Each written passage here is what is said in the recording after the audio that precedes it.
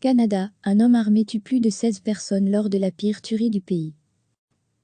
Un homme armé a tué au moins 16 personnes, parmi lesquelles une policière, pour une raison encore inconnue dans la nuit de samedi à dimanche en Nouvelle-Écosse, Canada, lors de la pire tuerie de ce genre qu'ait connue le Canada. L'homme de 51 ans, un prothésiste dentaire selon les médias, a trouvé la mort lors de son arrestation à l'issue d'une vaste chasse à l'homme d'une douzaine d'heures, dans toute la province de l'Est du Canada, a indiqué la police. Gabriel Wortman a notamment circulé à bord d'une voiture semblable à celle de la police, portant au moins une partie d'un uniforme de policier. Il a semé la mort en plusieurs endroits, dans des circonstances, et pour une raison encore mystérieuse, qui ont choqué le pays, où les fusillades de masse sont rares. La responsable nationale de la Gendarmerie royale du Canada, GRC, police fédérale, Brenda Luckie, a indiqué à plusieurs chaînes que le bilan était d'au moins 13 morts, avant d'annoncer en milieu de soirée un nouveau bilan d'au moins 16 morts, en plus du tueur, selon la chaîne publique CBC. Les motivations de Gabriel Wortman doivent encore être éclaircies par l'enquête. Il est trop tôt pour parler de motivation, a expliqué lors d'un point presse le responsable des enquêtes criminelles de la police fédérale de Nouvelle-Écosse Chris Litté, qui avait dans un premier temps fait état de plus de 10 morts. Plusieurs victimes ne semblent pas avoir de lien avec le tireur, a-t-il noté. Mais le fait que cet individu disposait d'un uniforme et d'une voiture de police laisse certainement penser que ce n'était pas un acte spontané. La tuerie a commencé samedi en fin de soirée, dans la petite commune rurale de Portapique, une bourgade à une centaine de kilomètres de la capitale Halifax. Plusieurs victimes ont été découvertes devant et à l'intérieur d'une maison où la police a été appelée après des signalements de coups de feu. L'auteur présumé de ces meurtres avait pris la fuite à l'arrivée de la police, déclenchant une vaste chasse à l'homme d'une douzaine d'heures dans toute la province. Les habitants de la région ont été priés de rester chez eux par les autorités. L'homme a pris la fuite à bord de plusieurs véhicules, dont l'un ressemblant à une voiture de police. Il portait en outre plusieurs éléments d'un uniforme de policier, a confirmé le porte-parole. Gabriel Wortman a été arrêté dimanche matin, dans des circonstances qui n'ont pas été précisées. La poursuite s'est terminée ce matin, lorsque le suspect a été localisé.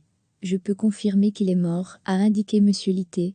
Une policière a été tuée dimanche, et un policier a été blessé, a précisé la police.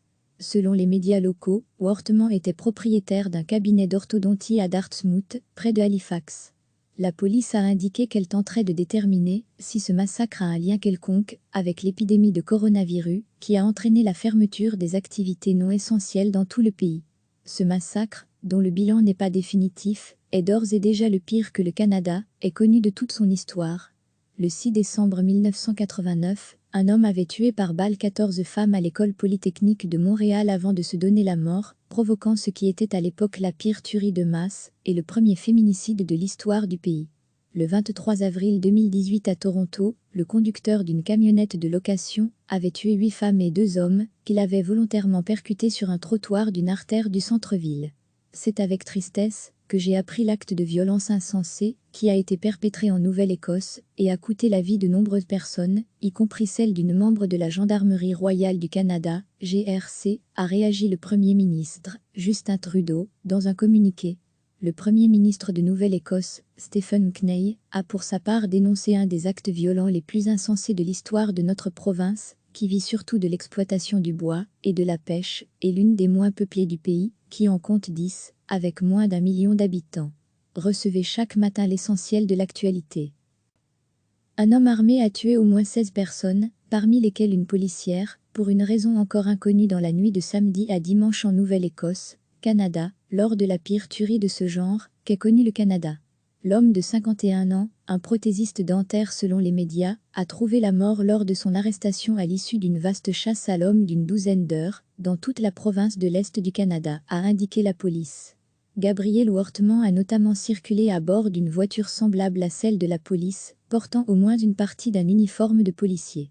Il a semé la mort en plusieurs endroits, dans des circonstances, et pour une raison encore mystérieuse, qui ont choqué le pays, où les fusillades de masse sont rares.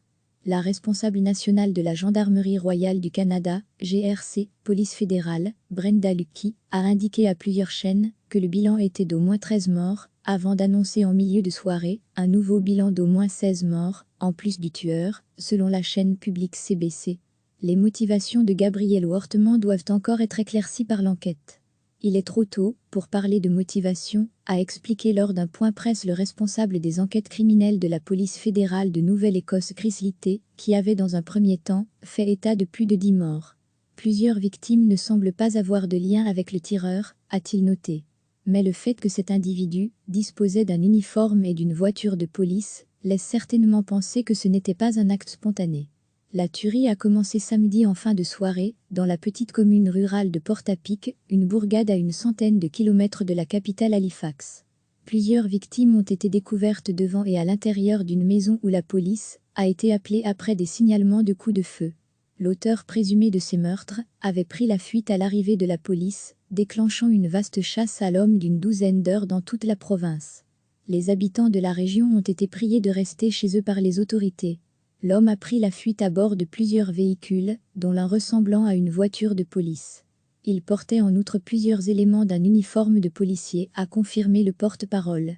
Gabriel Wortman a été arrêté dimanche matin, dans des circonstances qui n'ont pas été précisées. La poursuite s'est terminée ce matin, lorsque le suspect a été localisé. Je peux confirmer qu'il est mort, a indiqué M. Litté. Une policière a été tuée dimanche, et un policier a été blessé, a précisé la police. Selon les médias locaux, Wortman était propriétaire d'un cabinet d'orthodontie à Dartmouth, près de Halifax. La police a indiqué qu'elle tenterait de déterminer si ce massacre a un lien quelconque avec l'épidémie de coronavirus, qui a entraîné la fermeture des activités non essentielles dans tout le pays. Ce massacre, dont le bilan n'est pas définitif, est d'ores et déjà le pire que le Canada ait connu de toute son histoire. Le 6 décembre 1989, un homme avait tué par balle 14 femmes à l'école polytechnique de Montréal avant de se donner la mort, provoquant ce qui était à l'époque la pire tuerie de masse et le premier féminicide de l'histoire du pays.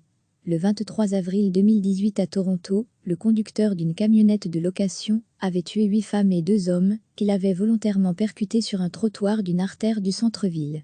C'est avec tristesse que j'ai appris l'acte de violence insensé qui a été perpétré en Nouvelle-Écosse et a coûté la vie de nombreuses personnes, y compris celle d'une membre de la Gendarmerie royale du Canada, GRC, a réagi le Premier ministre, Justin Trudeau, dans un communiqué.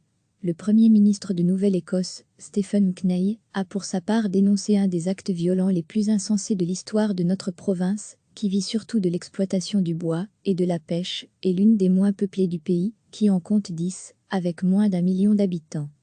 Cliquez sur s'abonner pour recevoir les dernières nouvelles.